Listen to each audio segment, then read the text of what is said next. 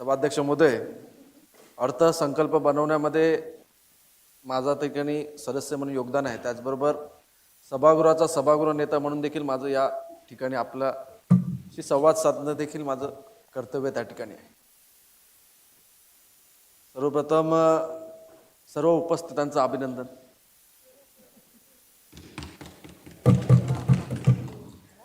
कारण की बजेट हा आपल्या वर्षभराचं काय आपली दिशा आणि आपला मार्ग असेल, हे अर्थसंकल्प तो असतो. आणि म्हणून मी महापौर महोदयांना विनंती करणार की आपल्या प्रत्येक उपस्थितांना 1-1 करोडचा जास्त निधी द्या. उपस्थितांना म्हणजे जे जे उपस्थित त्यांची नावं लिहून घ्या, त्यांना अतिरिक्त 1-1 करोडचा निधी उपलब्ध करून द्या.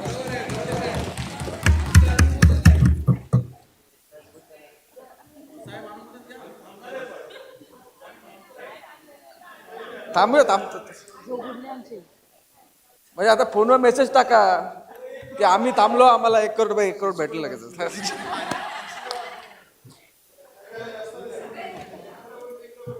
पण हे आपण आता एवढं पोचू आपण माहित नव्हतं. पण आपण सभागृह वाटतो, कुठे खर्च करतो, निर्णय घेतो.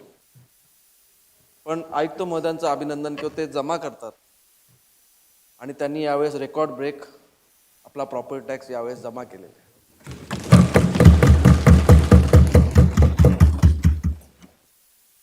आम्ही चर्चा करताना अनेक टार्गेट त्या ठिकाणी सेट करत होतो.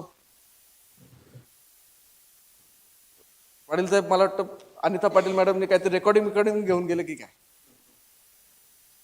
की शिवराम पाटील साहेब जे जे आम्ही चर्चा केलं ते तीच माहिती त्या ठिकाणी इथे सादर त्या ठिकाणी. पण आपली जी माहिती होती ती सगळी सादर त्या ठिकाणी केली. पण खरं होतं की 3,000 करोडची आउटस्टँडिंग आपल्या प्रॉपर्टी टॅक्सची त्या ठिकाणी आहे. 3,000 कोटीमध्ये जसं बोलतात ना की 4 आण्याची कोंबडी, तर 1,200 कोटीचा हा मुद्दल आहे आणि 1,800 कोटीचं त्याच्यावरती पेनल्टी आहे. त्यातल्या वेगवेगळ्या गोष्टी खरं म्हणजे आपल्या भाषणामध्ये, तुमच्या निवेदनामध्ये पुढच्या स्थायी समितीच्या याच्यामध्ये यायला पाहिजे की आपल्याकडे कुठलं आउटस्टँडिंग आहे, कुठलं येणं आहे. मुद्दल 1,200 कोटी, त्याच्यावरचं व्याज हे 1,800 कोटी. त्यामुळे कदाचित भरायला त्या ठिकाणी ते कंटाळा करतात. आता ॲम्नेस्टी स्कीम 50% आणली, पुढे देखील आपल्याला तशा प्रकारचे काही कठोर पावलं उचलून, मोबाईल टॉवरचं तर येईल असं वाटत नाही. त्याचबरोबर शास्ती आता ज्या आपल्या गावठाणामध्ये लागल्यात तो विषय आहे. पाणी पुरवठ्याचं देखील तेच आहे. 120 करोडची थकबाजी आहे, थकबाकी. त्यामुळे 60 कोटीची प्रिन्सिपल आहे. तर यावर्षी आपण कशा त्या वसूल करू शकतात म्हणून आपण तो 1,200 कोटीचा आपण तो उद्दिष्ट त्या ठिकाणी या वर्षासाठी ठेवला. एक गंभीर बाब अजून की आपण हा 6,700 कोटीचा अर्थसंकल्प पहिल्यांदा तयार केला. तो पण रेकॉर्ड आहे की 6,700 कोटीचा नवी मुंबई महापालिकेचा रेकॉर्ड ब्रेक असा अर्थसंकल्प. त्यामध्ये यावर्षी मॅडम बोलल्या टोटल आपल्या 3,000 कोटीचं स्पिल ओव्हर आहे. 1,200 कोटीचं स्पिल ओव्हर यावर्षी आणि 1,800 कोटीचा स्पिल ओव्हर म्हणजे पुढच्या वर्षीचं 1,800 कोटीचं बिल ऑलरेडी तयार आहे, बुक आहे.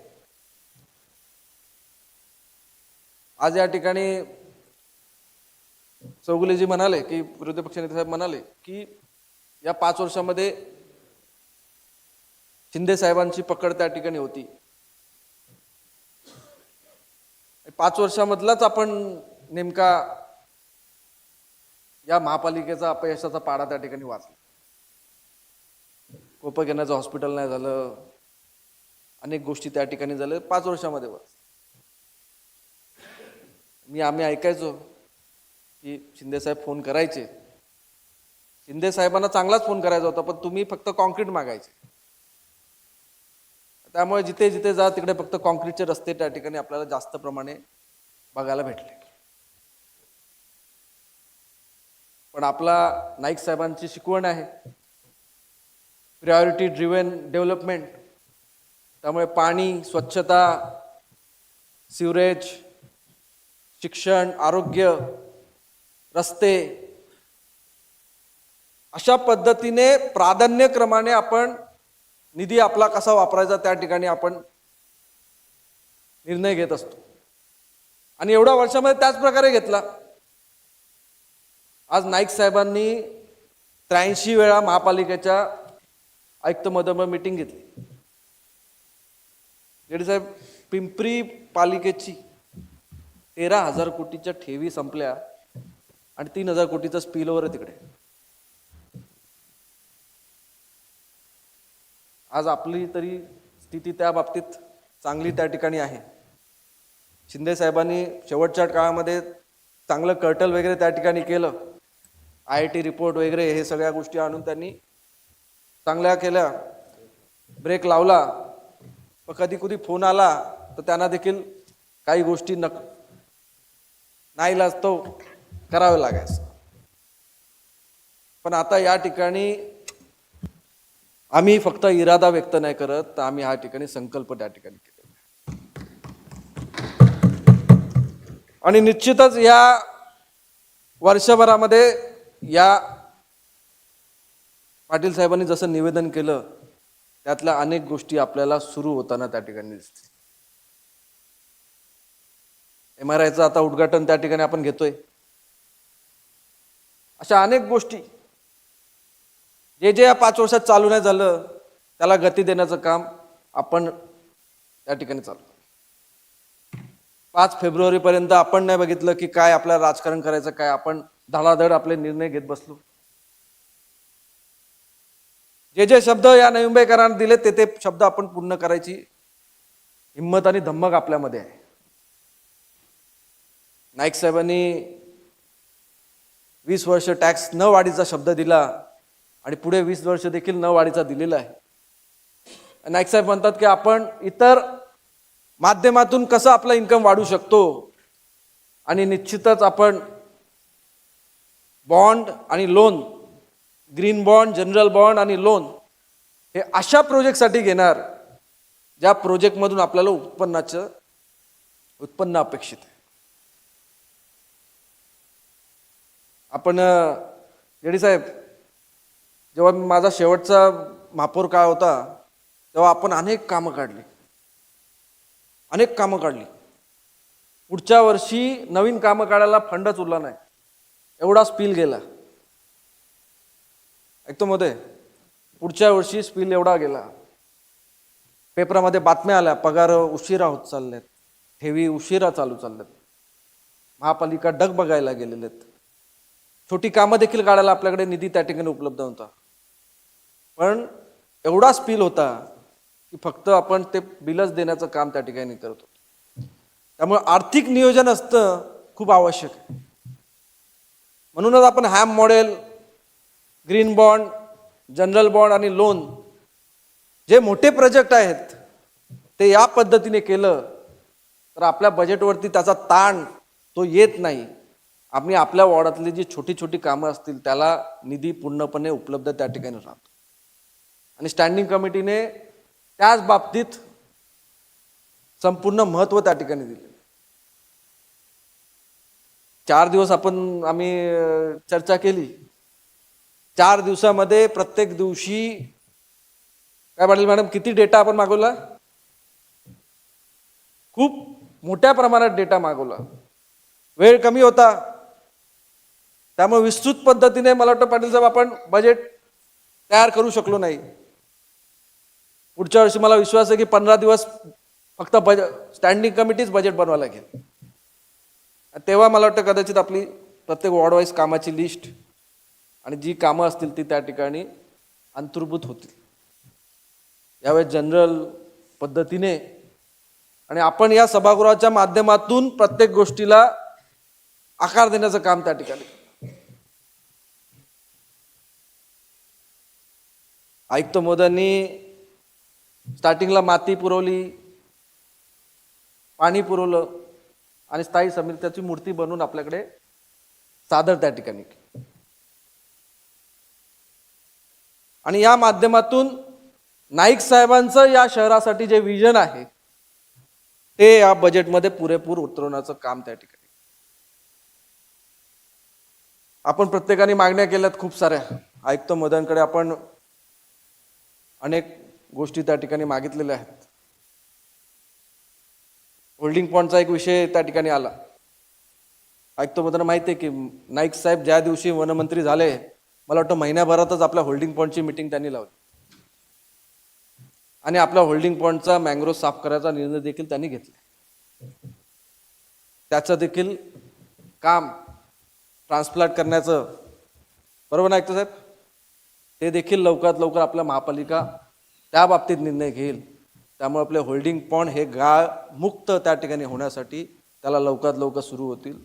त्यासाठी गणेशजी नाईक साहेबांनी जी मीटिंग घेतली, जी याच्याकडे जे आल्यानंतर त्यांना लक्षात होतं की या शहरामध्ये होल्डिंग पॉईंट हा एक महत्त्वाचा भाग आहे, आणि त्यांनी पहिल्या महिन्यातच मीटिंग गेली तो आपला प्रश्न मार्गी त्या ठिकाणी लावला.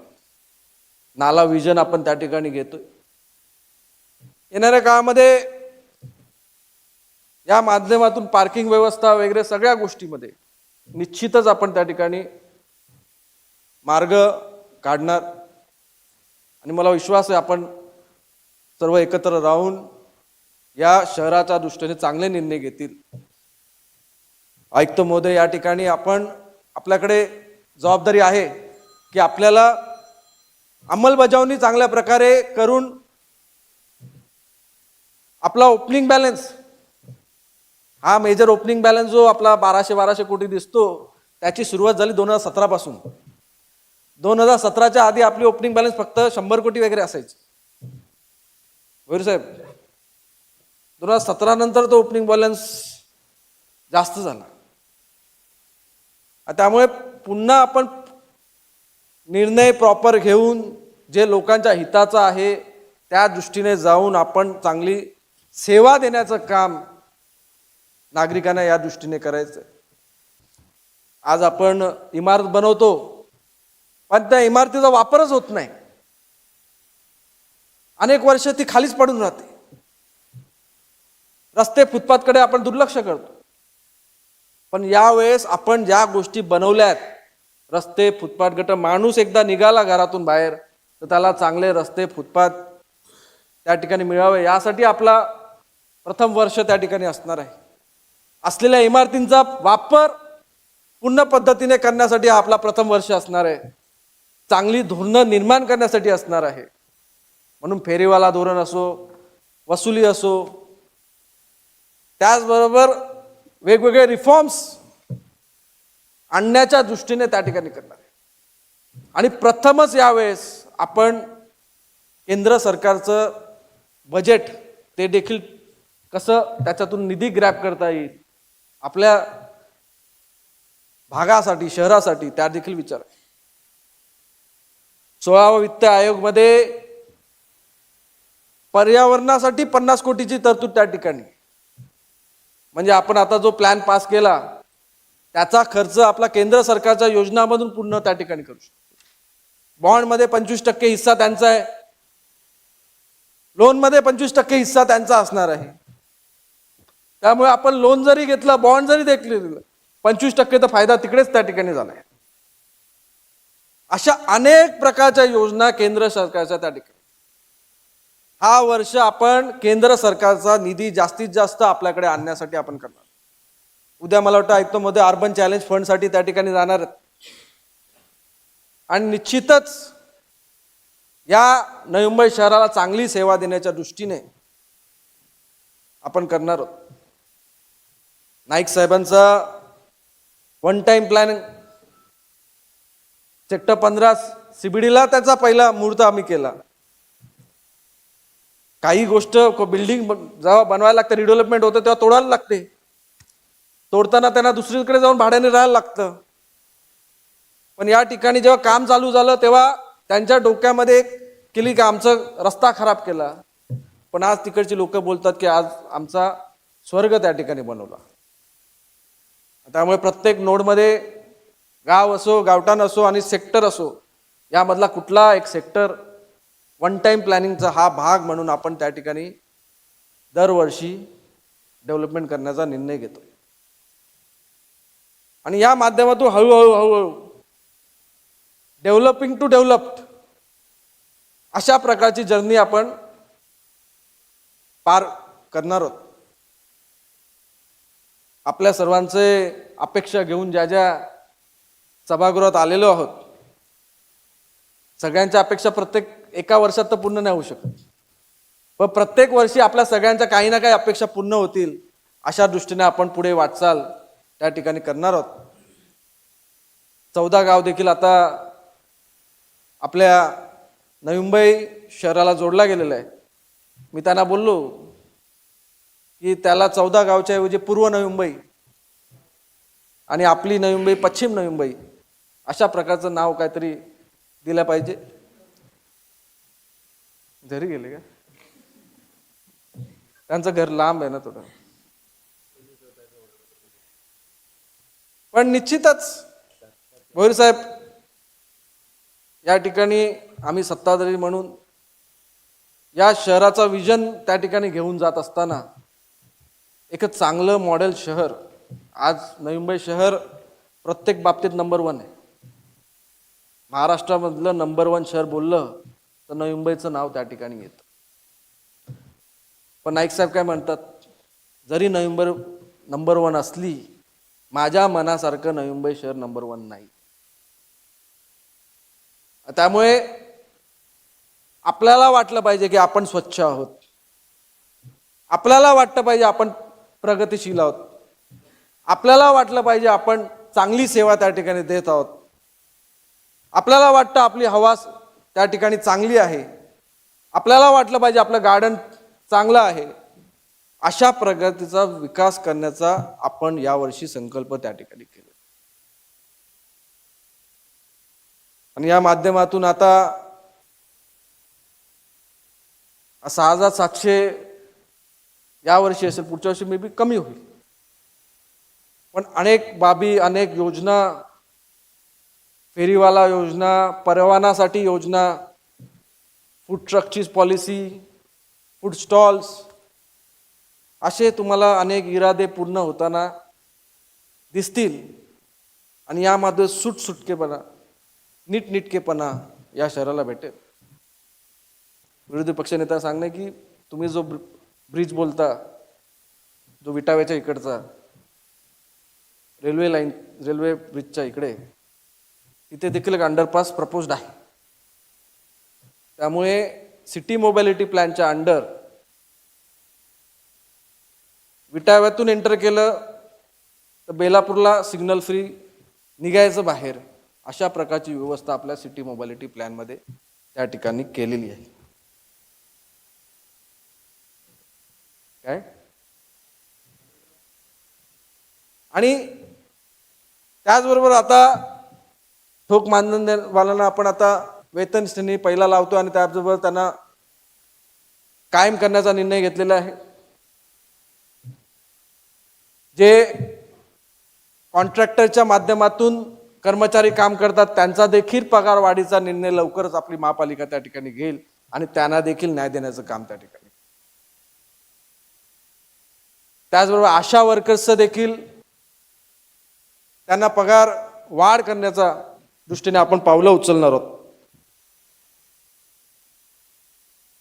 आणि आपल्या जे डेपोज आहेत त्याचं वाणिज्यीकरण, स्पोर्ट्स फॅसिलिटी, आता आपण शिक्षण रूपांतरण धोरण आपण त्याची सुरुवात केलेली आहे.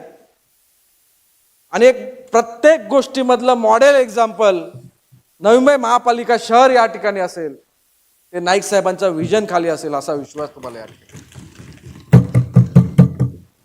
त्यामुळे मी आता या ठिकाणी अशोकजी पाटील साहेबांचं आणि स्थायी समितीच्या सर्व सदस्यांचं मनापासून अभिनंदन करतो. त्यांनी अतिशय चांगलं असं लोकाभिमुख नाईक साहेबांच्या विजन खालचं एक अर्थसंकल्प अंदाज तयार केलं आणि यामध्ये आपण आपली भूमिका त्या ठिकाणी निश्चितच बजावली पाहिजे, जेणेकरून आम्ही कुठे चुकतोय तर आम्हाला त्या ठिकाणी कळेल.